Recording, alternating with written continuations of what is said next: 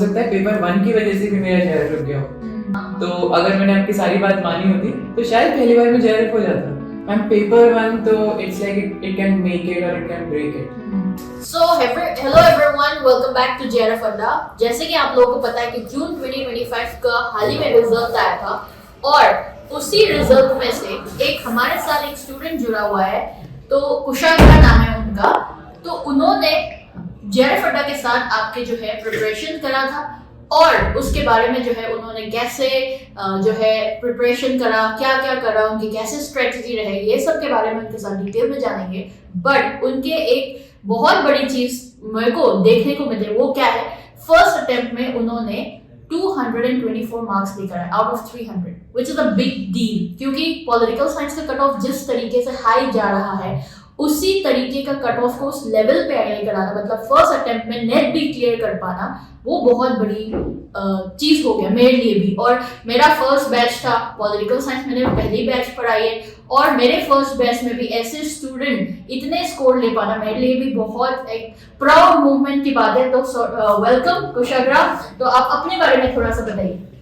Ma'am, I've done my post-graduation from University of Rajasthan in political science.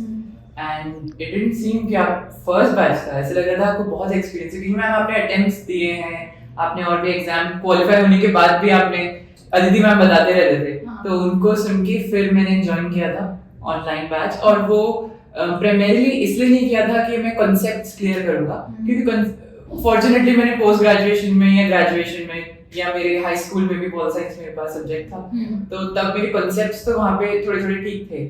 या तो नए concept जो मुझे पता ही नहीं है, या फिर मैं उसे बस रिफर्बिश करूं और नेट के हिसाब से मैं उसे पढ़ लूं।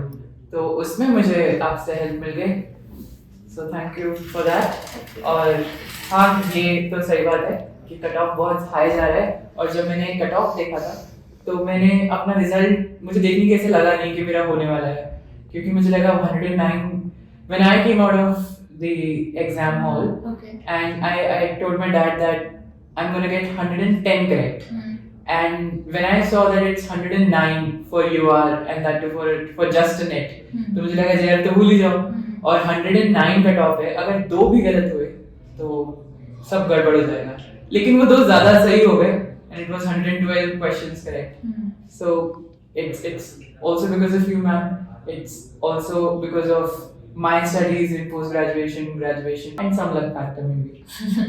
नहीं, हम ये चीज इतना तो पता चल गया इनके थ्रू कि अगर आपके पूरा ग्रेजुएशन फेज में, मास्टर्स के फेज में अगर आपने पूरा कंसेप्ट्स को पूरे डिटेल तरीके से क्लियर किया है, तो आप इस विद इन 6 महीने का जो पैरामीटर होता है ना, उसमें एग्जाम जरूर निकाल सकते हैं। तो बहुत सारे बच्चों को क्वेश्चन भी होता है कि मैम क्या 6 महीने ही लगता है JRF निकालने के लिए, क्या 1 साल लगाना पड़ेगा हमें? तो हमारे ये जो जवाब है ना, वो जरूर मिल गया यहाँ पर कि अगर आपका बेसिक्स क्लियर है तो आप जरूर निकाल सकते हैं इस पैरामीटर्स के अंदर, वरना आपको अगर क्लियर नहीं है तो आपको एटलीस्ट 1 साल तो मिनिमम देना पड़ेगा। ऑब्वियस बात है, तो हर एग्जाम के लिए होता है ऐसे, है ना। तो एक इम्पोर्टेंट मैं आपसे एक पूछना चाहती हूँ, जैसे आपके प्रिपरेशन कॉन्सेप्ट क्लियरिटी तो वो है, आप क्वेश्चन जैसे एप्लीकेशन में उतर आते हैं, जैसे PYQ जब आप लगाते हो, या फिर आपके लिए जो PYQ वाला जो मटेरियल है ना, वो कितना हेल्पफुल है, और PYQ के थ्रू आप क्या मतलब ऐसे आपके इम्प्रूवमेंट हुई, ये चीजें थोड़ा सा बताइए। एंड सबसे पहले तो PYQ से आइडिया लग जाता है, हाँ, कि कैसे क्वेश्चंस आ रहे हैं, किस डिफिकल्टी के क्वेश्चंस आ रहे हैं, और अगर वो डिफिकल्ट नहीं लग रहा है तो कितनी कट ऑफ जा सकती है, तो कितने क्वेश्चंस करेक्ट होने चाहिए। और डिफिकल्ट क्वेश्चंस तो हर पेपर में होंगे, तो कौन सा क्वेश्चन आपको लिए डिफिकल्ट होना चाहिए या नहीं होना चाहिए। जैसे प्रेसिडेंट से बहुत सारे क्वेश्चंस आए थे, एंड आई रिमेम्बर आपने मॉर्निंग में ही प्रेसिडेंट की लिस्ट भेजी थी, और वो तो मैं I was joking about it that I am a bad student. वो मैंने पढ़ा नहीं था, लेकिन ये है कि क्योंकि जनरल नॉलेज है, थोड़ी थोड़ी पॉलिटिकल हिस्ट्री पढ़ रखी है, तो आपको कहीं ना कहीं आइडिया होता है कि नीलम संजीवा रेड्डी कब बने होंगे, या फिर आर वेंकटरमण कब बने होंगे, या अभी के जो रिसेंट प्रेसिडेंट्स हैं। तो अगर आपने इसे मगअप नहीं भी किया है तो थोड़ा थोड़ा पता होना चाहिए। सो इट इज अबाउट कि आपने थ्रू आउट कितनी नॉलेज एक्यूमुलेट करी है, और फिर स्ट्रैटेजी के हिसाब से अपनी सबकी अपनी पर्सनल स्ट्रैटेजी है। आपने जिस तरह से मैम प्रिपेयर किया होगा, या वो जिसके पास 6 मंथ्स है, क्योंकि मैंने तो शायद 1 मंथ या मैंने एग्जाम के लिए जो होता है ना, एग्जाम फीवर से जो पढ़ाई करते हैं, वो तो मैंने मुश्किल से 15-20 दिन करी होगी। और आपकी क्लास में भी मैं लेट आया था, तो अगर मैंने आपकी सारी बात मानी होती तो शायद पहली बार में JRF हो जाता। तो मैंने तो उसे 6 महीने भी नहीं दिए। तो जो ये पूछ रहे हैं कि 6 महीने इज दैट इनफ, अगर आज से पढ़ाई करें तो दिसंबर के लिए हो जाएगा, और इट्स मोर देन इनफ। वो तो मेरे हार्ड वर्क में कमी रह जाती है, क्योंकि at the end of the day I am like ठीक है हो जाएगा, पॉल साइंस है। लेकिन नेट का पढ़ाई और सब्जेक्टिव आंसर्स जो मास्टर्स में लिखे जाते हैं, वो उसमें बहुत डिफरेंस होता है। एंड वन थिंग, बहुत सारे बच्चों को पेपर 1 को लेकर थोड़ा सा झिझक रहता है, तो what do you think what paper 1 role is in your net journey or JRF journey? What do you think? Ma'am, paper 1 तो it's like it can make it or it can break it. So I'm not mentioning paper 1, पर हो सकता है paper 1 की वजह से भी मेरा JRF रुक गया हो, क्योंकि जो पॉल साइंस के बच्चे होते हैं उनका इतना मैथमेटिकल ओरिएंटेशन नहीं होता। तो DI के क्वेश्चंस आ रहे हैं और बाइनरी डिजिट्स आ रहे हैं। बाइनरी डिजिट्स तो जिसने समझा ही नहीं, जिसको पता ही नहीं, उसको तो सब सर के ऊपर जाएगा, समझ नहीं आएगा ये क्या लैंग्वेज है। और जो डीपर क्वेश्चंस हैं जैसे रिसर्च एप्टीट्यूड से, और अब तो फिल्मों से भी क्वेश्चंस पूछते हैं। But keeping that aside, it's not always के मूवीज से क्वेश्चंस आने वाले हैं, हो सकता है अगली बार स्पोर्ट्स से आ जाए। तो दैट इज कि वो तो कुछ क्वेश्चंस होते हैं ना जो वो एग्जाम में डालते ही इसलिए कि कोई भी नहीं कर पाएगा, तो वो शायद इस वजह से था। लेकिन जो बाकी पेपर 1 के जो सब्जेक्ट्स हैं, I think it is about identifying your strengths, recognizing your weaknesses and working on them.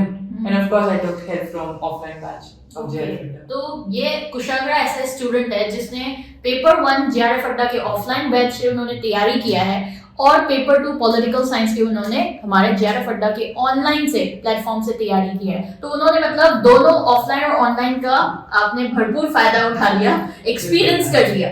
तो इस जर्नी में मतलब काफी हेल्प हुए ये दोनों, ऑनलाइन भी और ऑफलाइन प्लेटफॉर्म भी, है ना। तो आपका मतलब अब क्या सोच रहे हो आगे, कि क्या करोगे, क्या करना चाहते हो?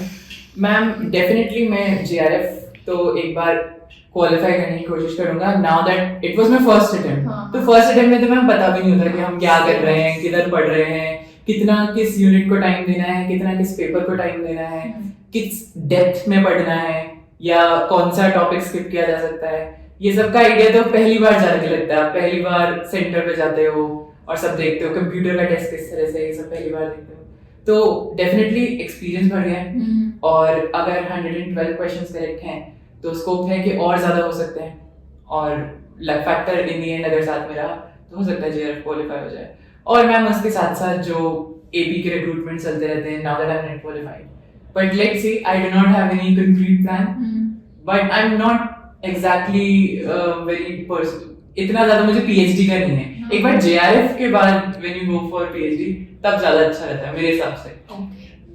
तो मतलब बहुत बड़ी बात है कि पहले JRF अटेम्प्ट करेंगे, फिर उसके बाद में आगे AP या फिर जो भी आगे होगा मेरा जर्नी, उस चीज़ों में जाने के लिए सोच रहे हैं। बहुत बड़ी बात है। आप लोगों को भी ये जो इनसे कुछ शब्द जो सुना है आज इस इंटरव्यू सेशंस के थ्रू, आप लोगों को बहुत हेल्पफुल रहे होंगे। मैंने सुना है कि आप लोग आपके पास भी बहुत ऐसे मैसेजेस आता है, आपने कैसे स्ट्रेटजी यूज करे, क्या करा, ये वो। मैंने सुना है कि आपके पास भी टेलीग्राम पे मैसेज आता है। ऐसे बहुत सारों का भी मतलब बहुत सारे बच्चे के भी मेरे पास भी मैसेज आता है कि इनका क्लियर हुआ है, तो आपने ऐसे क्या गाइडेंस दिया जो उसकी वजह से। मैं हमेशा एक चीज बोलना चाहूंगी, आप प्रीमियर बैच ले लेते हो, प्रीमियम बैच, या फिर आप कोई भी टीचर के साथ आप पढ़ लेते हो, बट खुद से भी पढ़ना, खुद से भी उतना मेहनत करना, वो भी बहुत ज्यादा जरूरी होते हैं, क्योंकि हम आपको एक गाइडेंस, एक रास्ता दिखा सकते हैं, बट बाकी चीजें जो है ना वो आपको खुद करना पड़ेगा।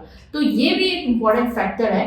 तो उसी के साथ मैं इस इंटरव्यू सेशन को एंड करना चाहूंगी कि ऑल द वेरी बेस्ट, आपकी जितने भी आगे की जर्नी जो आप जाओगे उसमें बहुत अच्छा कामयाबी रहे, और बहुत अच्छा लगा आपसे मिलके, और इसी तरीके से और मेहनत करिए और आगे की जिंदगी में बहुत अच्छे से सक्सेसफुल लाइफ जो वो हो पाए।